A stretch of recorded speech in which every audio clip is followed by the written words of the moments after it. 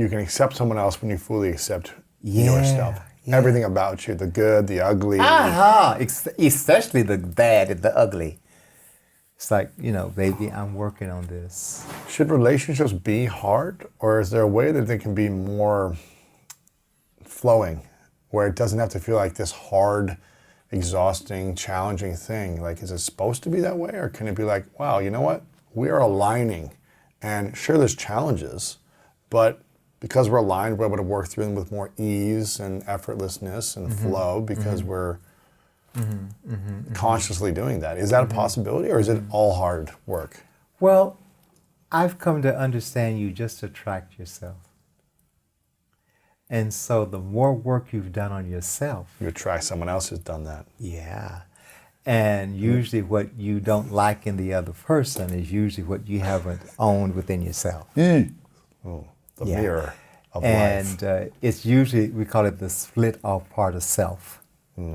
It's the unconscious part of you. Like, for example, you don't like to get angry. Yes. So then you attract an angry mate, one who can collude with you and can take your anger, and they have no trouble all the time. And you sit here, always calm and, connected. So, the more you work on yourself, like, of course, the healing there would be for that person to take their ability to effectively express anger. And then the other person won't have to get angry all the time, and then you have to get upset with them because they're always angry. So it's really accepting yourself. And I think you can accept another, You can accept someone else when you fully accept yourself. Yeah. Everything about you, the good, the ugly. Especially the bad and the ugly. It's like, baby, I'm working on this. Right. Okay, I'm not quite where I want to be yet, but I have trouble. That's self-expression. That's also a self-awareness. That's also a love that I'm not saying, I got this to work on. Can you just, be aware that this is unevolved in me? How do we get to a place where we fully accept all of us? Yeah. How do we get to a place, you know what? I don't like this, and this about me, but I accept myself. How do we learn to do that? Well, that's why I say again, we can't see ourselves. It's like, and if you don't work on yourself, you don't grow. Wow. You don't change. Like, if you don't go to the gym and lift up some weights and stuff, your muscles don't change.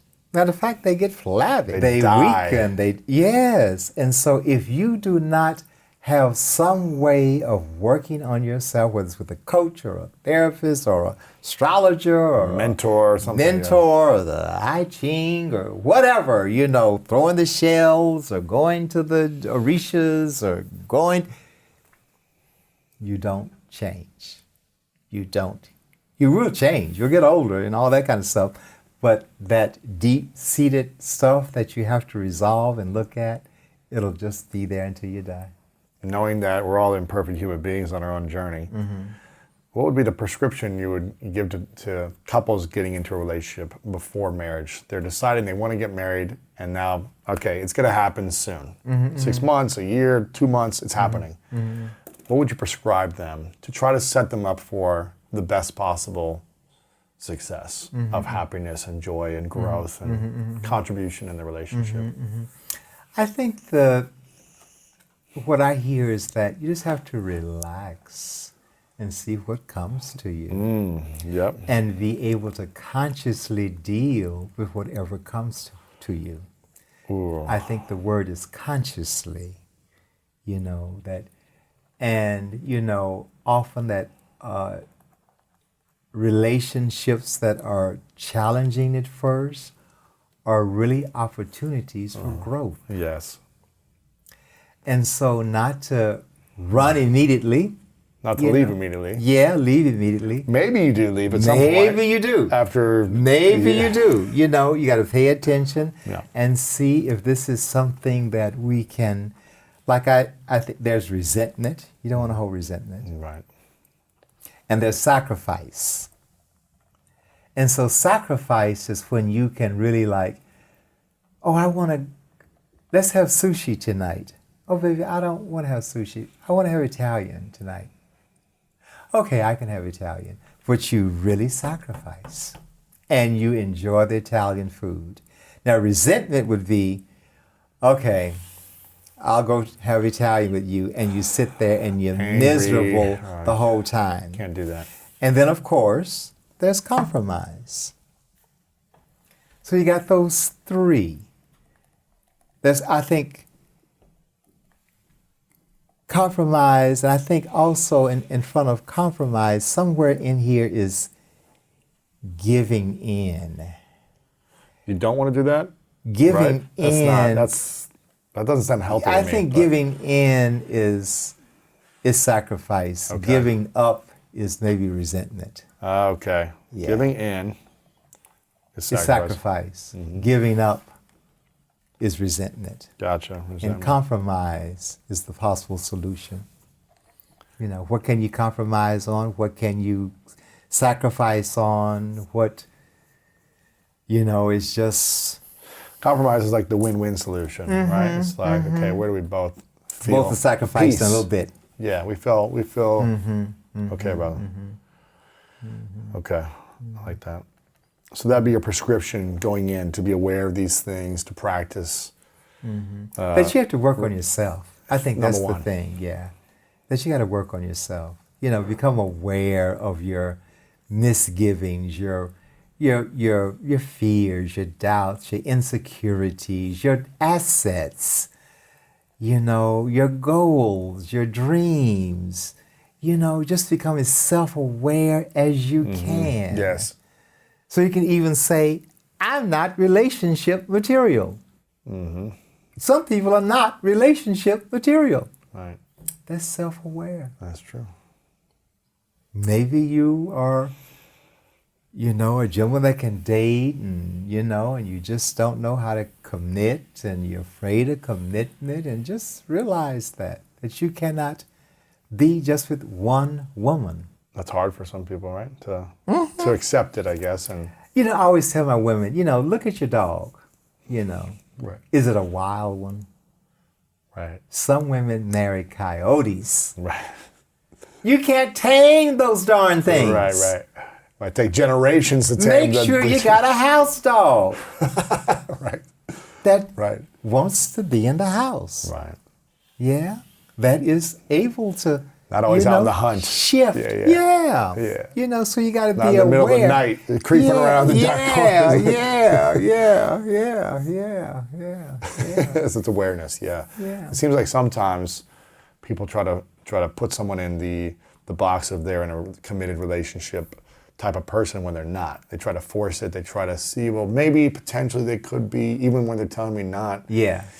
And they kind of lean into it, and then they hurt themselves or they get disappointed. Yeah, you got to right? see who the other person is. What's the one question you wish more people would ask you about relationships that they don't ask you? So interesting. I mean, you're focusing on relationships today. You know, as an LMFT, that is the scope of our practice, is relationships. Yes. Yeah. The one question they would ask about relationships? What's the one question you wish more people asked you about relationships that they don't ask? Well, where is your grit? Do you have the grit to really do the work, to go through the rough spots in this relationship? You know, ask yourself. Do I have the grit? Do to go I have through? the grit? If this happens, can I handle it? If that happens, when this happens. Yeah. Where's your level of commitment? What are your deal breakers?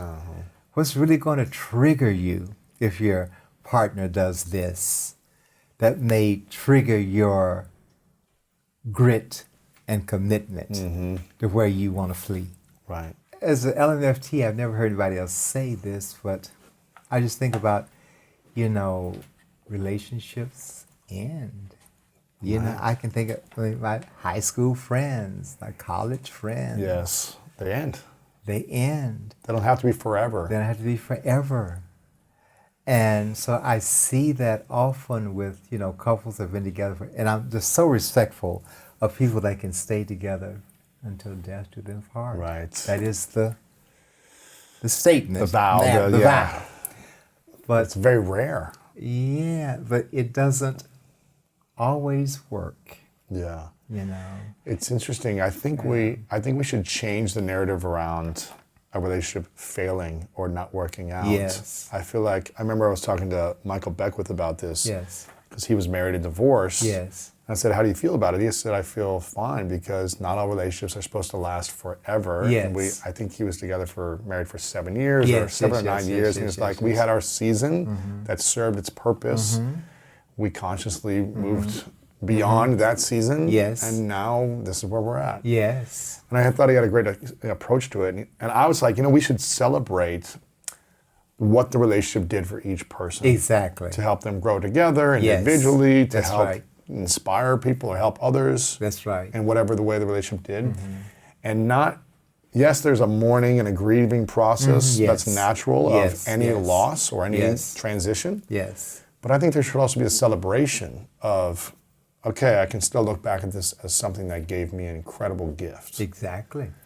Thank you for watching this video. If you want more inspiring clips like this, make sure to click right here to subscribe and click right here to watch that next video that is specific to support you in your life.